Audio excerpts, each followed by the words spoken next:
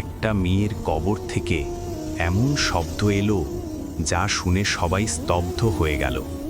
এক সময় একটা ছোট গ্রামে থাকত খুবই শান্ত স্বভাবের এক মেয়ে। সবাই তাকে দেখলে বলতো, মাশা আল্লাহ, নামাজি মেয়ে, পর্দা করে, কারো সাথে কোনো ঝামেলা নেই। কিন্তু মানুষের চোখে যা দেখা যায়, আল্লাহর কাছে তা সবসময় সত্য নয়। মেয়েটি মৃত্যুর পর যখন তাকে কবর দেওয়া হলো, সবাই ভেবেছিল নিশ্চয়ই সে জান্নাতি হবে। কিন্তু কিছুক্ষণ পর তার কবরের পাশে দাঁড়ানো মানুষরা অদ্ভুত এক শব্দ শুনল। মাটির নিচ থেকে আসছিল চিৎকার, কান্না আর আগুনের মতো একটা গর্জন।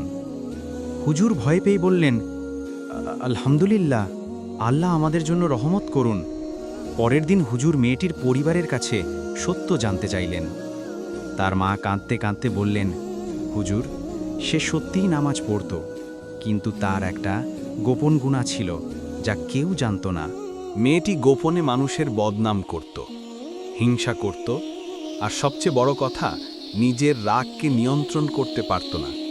বাড়িতে মা বাবার সাথে খারাপ ব্যবহার করত আর মনে করত নামাজ পড়লে সব গুনাহ মাফ হয়ে যাবে। হুজুর নিচু গলায় বললেন, নামাজ মানুষকে বদলায়, কিন্তু যদি নামাজও তোমার চরিত্র না বদলায়, তাহলে সেই নামাজ কেবল হিসাবের বোঝা হয়ে যায়। বন্ধুরা, গোপন গুনাহ মানুষের বাহিরের আমলকে নষ্ট করে দেয়। কবর এমন একটি জায়গা যেখানে কেউ সাথে যাবে না, শুধু তোমার কাজ, তোমার চরিত্র আর তোমার নিয়ত।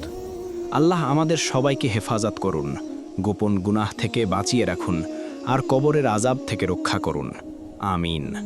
শেষ সময় এসে গেলে মানুষের আসল চেহারাই প্রকাশ পায়।